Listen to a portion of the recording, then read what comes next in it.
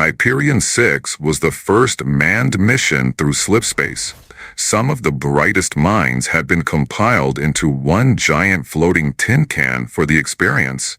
The world watched in awe as a dozen men and women embarked on a journey no one thought was possible. The problem was that when it exited slipspace, the ship had not moved across the known universe. It remained outside of Earth's orbit, minus the 11 other people that had entered. Captain Richard Reed was the sole survivor of the Hyperion mission, and had no memory of what occurred in the seconds between entry and exit. After the shuttle landed and the landing crew secured Captain Reed, the pilot was escorted to a facility for testing and debrief. Richard had not even had time to process the events before he was questioned. Even he wanted to know what happened to the men and women who had been with him. Captain Richard Reed sat scratching at his arm, his eyes shifting from Dr. Vance's pen as it scribbled upon her notepad and the rhythmic ticking of the clock on the wall. Between his dry skin, the silence from the doctor, and that constant tap, he was close to going mad. He had always hated visiting shrinks, and this one was hard to read. He had spent the last 3 days being prodded, probed, and questioned. All he truly wanted was to go home, but the longer he was contained within these walls, the more he felt they would not be letting him go anywhere. Hyperion 6 had successfully traveled past the known universe and back, but Captain Reed was the only one to return, and the government had to know why. "You said it felt like a dream." Dr. Vance broke the silence, her eyes intent on the captain. Richard sat forward again, interlocking his fingers. "Yeah, like I'd wake up any second." She made a few scratches of ink on her pad. "Have you dreamt since you have been back?" The captain's eyes narrowed a bit. "As a matter of fact, yeah, I have had the same dream each night." "About?" Dr. Vance quizzed, brushing her blonde hair away from her thick-rimmed glasses. As Richard's story began, he started digging at his left arm again. He detailed a dream that was more like a memory, something he remembered from childhood. He was walking through an old peanut field that had dried out from lack of use. The air was warm on his skin, like summertime back home, but the light was dim for midday. His eyes came to focus on a small boy with wavy auburn hair staring into the sky. It was July 13th, 2018, and Richard had heard his parents and friends at school talking about a solar eclipse. The event had shaped his future, making him sure at the young age of 12 that he would become an astronaut and witness events just like this one from space. Both versions of himself watched in awe as the light of the sun was blotted out by the moon for a few seconds. Then the boy turned to his older self with confusion on his face. They looked into eyes of the same hue, and almost by instinct reached out toward one another. When their fingers approached one another, a tingle could be felt within their fingers, almost like static. Once contact was made, both versions of Richard disappeared. The dream had actually felt more real than the events of Hyperion 6. None of it made sense.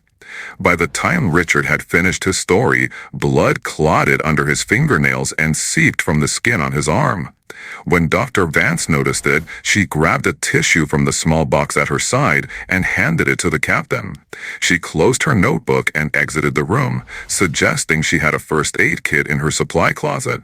Richard simply nodded and stared at the small wound on his arm. His entire body felt like the moisture had been drawn out of it like a sponge that had been left in the sun too long. Dr. Vance returned shortly with a bandage. Her hand reached out to give it to the captain, but a small charge flickered between them and caused her to let it fall. She rubbed at her fingers for a moment as she stared at Richard. Anyone who came in contact with him since his return had the same result. The captain apologized, which had been frequent in the last few days. Everyone seemed to be afraid of him now, and he knew they simply wanted answers. The problem was, he could not give them the answers they wanted. Hyperion 6 launched from Cape Canaveral on August 5, 2025. The shuttle exited our atmosphere as planned. The Sebastian drive was initiated, and the passage was opened. In essence, the human race had found a way to harness the power of a black hole. Richard could remember how amazed he was when the stars seemed to be engulfed by the giant rain of nothingness. He had been briefed, but no report could truly describe the event. A final check was made for departure. The engines were disengaged, and the ship was pulled toward the event horizon. As Hyperion 6 made contact with the passage, all light streamed away from them and toward them in an instant. His body felt heavy and light all at once. The feeling could have been compared to the fastest roller coaster ride ever. Before he could truly form words to describe it, the ship exited slipspace into a field of stars just above Earth's orbit. A gray-haired uniformed man entered Dr. Vance's office. The captain instinctively stood to attention, pressing the side of his head to his head in salute. The triangular-positioned stars meant general, regardless of status, and Richard was still a man of discipline. He was addressed and allowed to rest at ease. The general spoke with the doctor quietly before turning to Richard. The same look of uncertainty rested in his eyes as he approached. With a gesturing hand, Richard was asked to take a seat, which he did. The general sat across from him, speechless for a moment and rubbing at the thick mustache that sat upon his upper lip. He was trying to choose his words carefully. The truth was always hard to take. "My name is General Osborne. I do not believe we have met before, but there are a few things we need to discuss. First, Captain, do you know what the date it is?" Osborne questioned with concern in his voice. "Well, the launch was on August 5th, Richard pondered the question. "I've been here 3 days, so it should be August 8th. "Of what year, son?" the general continued. Richard laughed slightly. "2025, of course." There was a pause, and the general looked back to Dr. Vance for a moment before speaking again. "Captain Reed, when Hyperion 6 embarked, it was August 5, 2025. But you did not return until August 5, 2032. Richard laughed again, and his eyes shifted between Osborne and Vance, waiting for the punchline. There was not one, and his laughter faded quickly, the fear creeping from the one's questioning to the one being questioned. The thought of being gone 7 years with no knowledge of it was impossible. Had he been unconscious?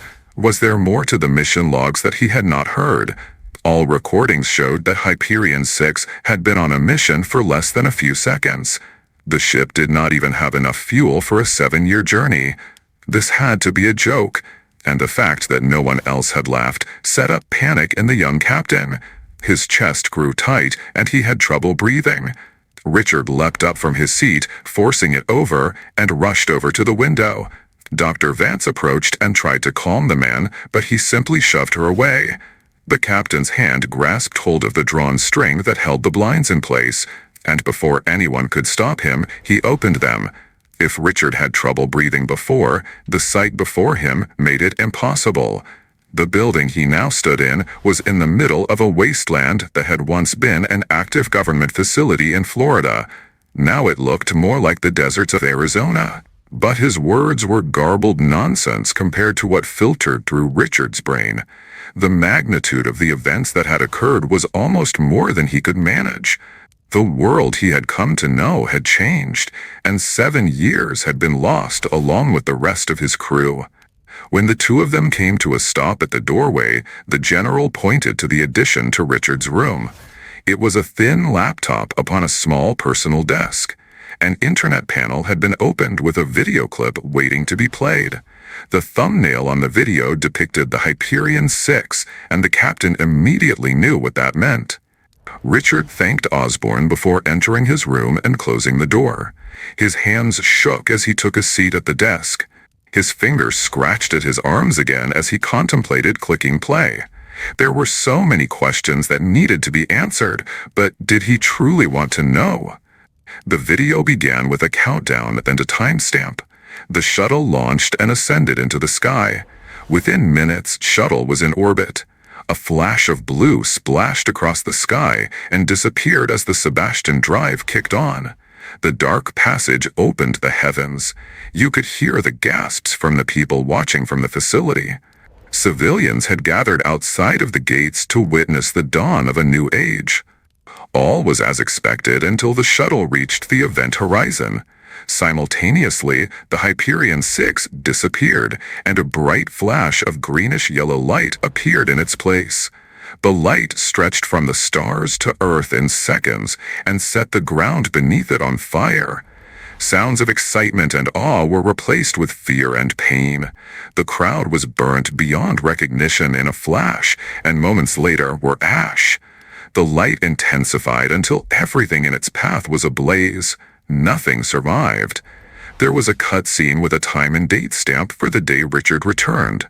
Someone had filmed the passage reopening and the Hyperion 6 reappearing in the sky 7 years later. Richard watched until the end, then scrolled back to the timestamp at the first clip and then over to the next. His eyes widened at the thought. Captain Richard Reed had been gone exactly 7 years, down to the second. The lone survivor of Hyperion 6 sat stoic, trying to process what he had just witnessed and the events following. He retraced his memories of the event, sure it had only lasted seconds.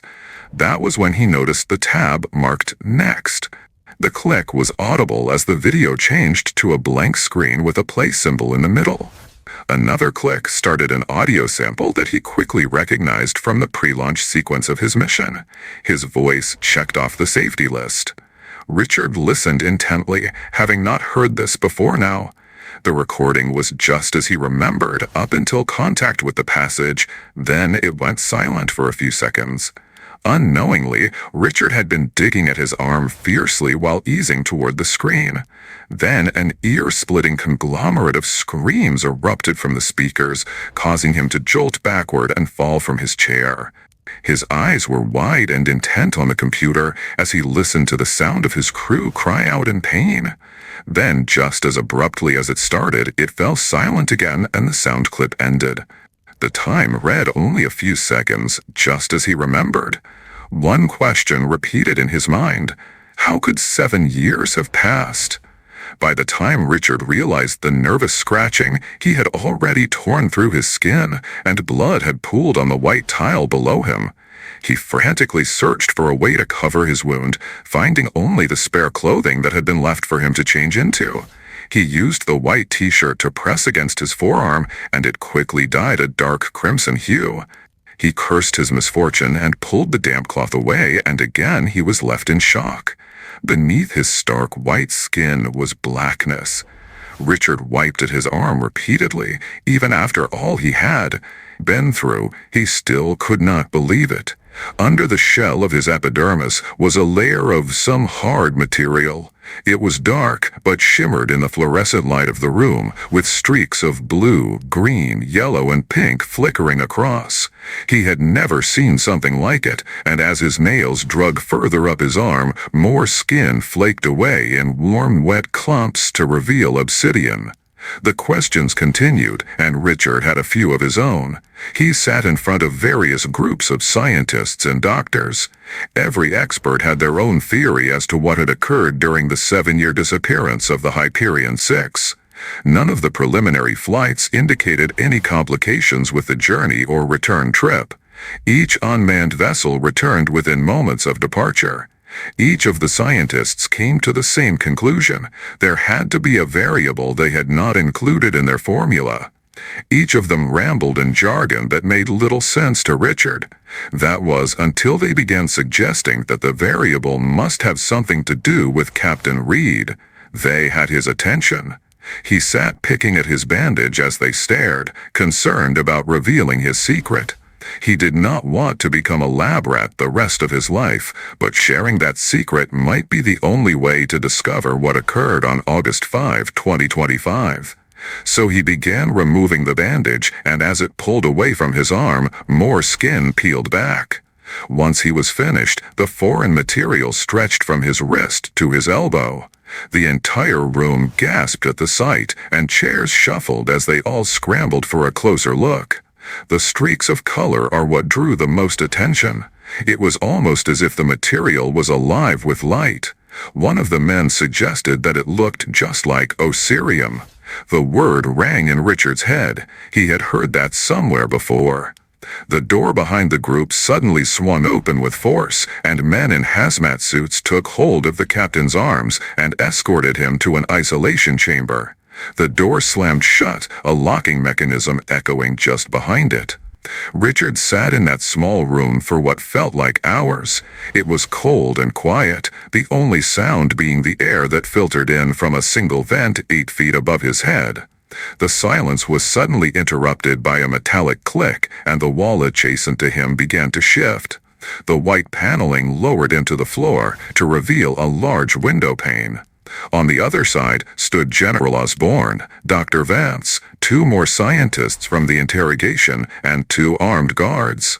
A buzz could be heard as Osborne keyed an intercom and asked if Richard could hear him clearly. The captain nodded and was asked to give verbal responses to check the audio receiver. Richard gave a proper "yes, sir" out of habit, and General Osborne smirked in response. The general touched the glass and an image appeared upon it. A large metallic cylinder with 7 interlocking rings appeared upon a digital representation. "Do you know what this is?" Richard nodded. "That's the Sabbatian drive." "Have you ever seen it in operation?" Osborne asked. Richard shook his head, his eyes narrowing in confusion. "No, it is dangerous to observe the active drive due to high radiation levels emitted by the device." Osborne touched the glass again, and the image became alive with motion. The interlocking rings disconnected, rotated, and then reconnected repeatedly. The faster the rings moved, the darker the material seemed to grow, like a shadow enveloped the machine, and the more powerful it became. The metal became darker than night, and small lines of iridescence appeared upon it. Soon the light engulfed the dark, and you could barely discern the machine amidst the stream of color. The different hues blended into white.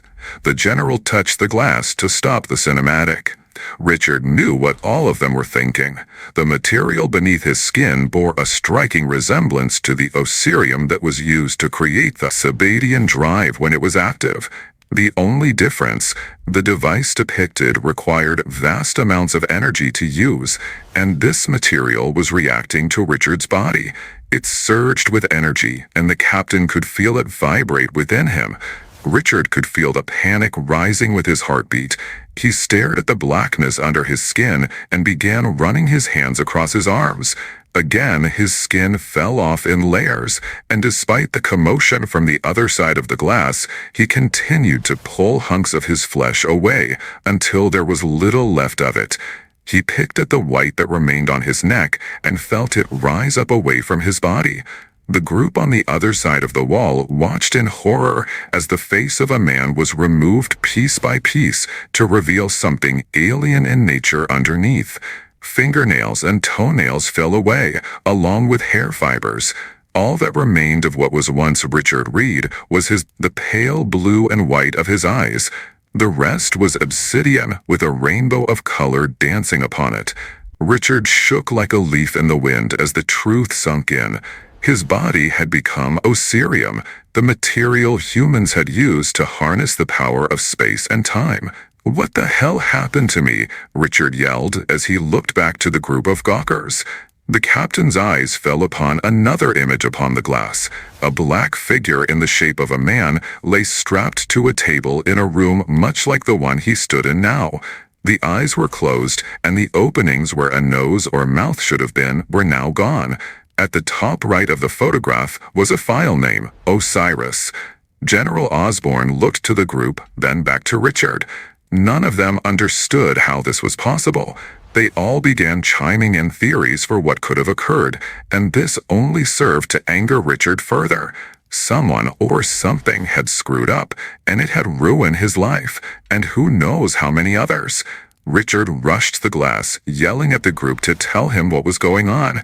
None of them seemed to be able to hear him through the glass or care that he was upset.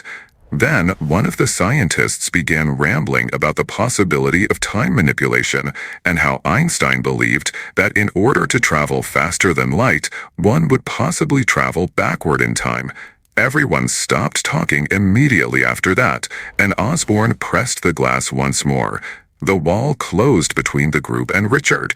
The captain grabbed at the wall in an attempt to stop it, but it was no use. He pounded upon the wall repeatedly, screaming to be set free, but no one appeared to be listening anymore. He was trapped, and he had no idea what they intended to do with him. He slammed against each wall for an hour or more before giving up. He was tired and could no longer hold his eyes open. Within his tormented mind, Captain Reed replayed the launch. His dreams were as vivid as reality, as his former self went through his list. Life support, navigation, communications, and mechanical were all clear. The crew was a mixture of nervousness and excitement, even Richard. He kept reminding himself that if he could just get past the event horizon without throwing up, then the world would regard him as a hero. As the Hyperion 6 entered the passage and the light began to bend around them, the screaming started. The ship seemed to expand and contract violently along with the crew inside it. Each one of them cried out in pain as they were dismantled to the smallest particle and became one with the blur of light around them. Seconds later, the entire ship and its contents were reconfigured.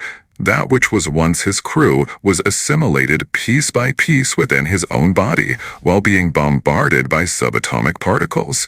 Richard's body formed an osirium, and his skin wrapped over it like a blanket. The metal man shot up from the floor of the containment room, the screams of his former crew still ringing in his head.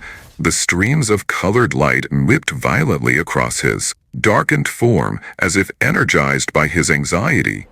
He could still feel his heart beating within his iron chest, and it still rose and fell for oxygen. His fingers trailed the hardened exterior of his form, and a charge surged from it to his fingertips. He thought about the humanoid creature in the video and the destruction it caused. His life had been forever altered, and thousands more had been destroyed in the pursuit of power than humans were not ready to harness. The more upset he became, the more violent the energy from his body seemed to manifest. The blues, greens, yellows, and pinks flashed and rolled over one another until they blended to white and blanked out the darkness of his dark shell. His body vibrated and stretched, much as it had on the Hyperion 6, but without the pain. Then the light faded, and the charge surrounding him dwindled to calm. When his body became stable again, Richard was no longer alone in the room. The captain leaned over a table where a form that could have passed for his copy lay restrained. Its abdomen flexed with each breath. It was alive and somehow sensed Richard's presence. The eyes opened slowly, revealing faded blue pupils beneath black satin eyelids. It seemed scared, and Richard tried to communicate how sorry he was, but the being had no mouth to use in response. The eyes shifted to look at the wall beside them, and Richard's gaze followed. He wondered if there was a glass behind that wall too, and if the general was on the other side. A metallic hand grasped hold of Richard's wrist, which pulled his attention back to the table. Tears welled up inside the human-like eyes of the figure as it pointed to itself and then toward Richard. It took a few moments for the reality to sink in, but once it had, there were even more questions than answers. How could this thing be him? Suddenly, Richard felt a pulling sensation at his abdomen, and his body began to expand and contract once more. When the light faded again, he was once again alone, but the building he once stood at was in flames. The energy emitted from his transportation had been so great that the facility could not contain it. Richard searched the wreckage for survivors. Dr. Vance and General Osborne's bodies were curled into the fetal position on the other side of the facility. Piles of ash were scattered among the rubble of the building. Short of the flames whipping in the wind, there was no sign of life left. Richard thought about all the pain this mission had caused. What had been intended to propel the human race forward had become their undoing, and Richard could think of only one way to stop it. His eyes closed slowly, and he thought back to that old peanut field. His mind envisioned the eclipse and how amazing the event had been. Energy engulfed his form again, and in moments he stood in that old field. The younger version of himself was a few feet away, staring into the sky. He attempted to call out, but his throat felt coarse. He tried to open his mouth again to speak, but his lips would not part. The Hyperion was consuming him, and he knew he did not have long before he was pulled back to the present. The boy turned to see the metal man, head tilted in curiosity. Hi, I'm Rich." The heavy-skinned man knelt down to eye level and nodded in response, then reached forward with one hand. The boy returned the gesture. The larger of the two touched his own chest before reaching out and pointing to the boy. The two of them were soon engulfed in light, and when it faded, neither remained.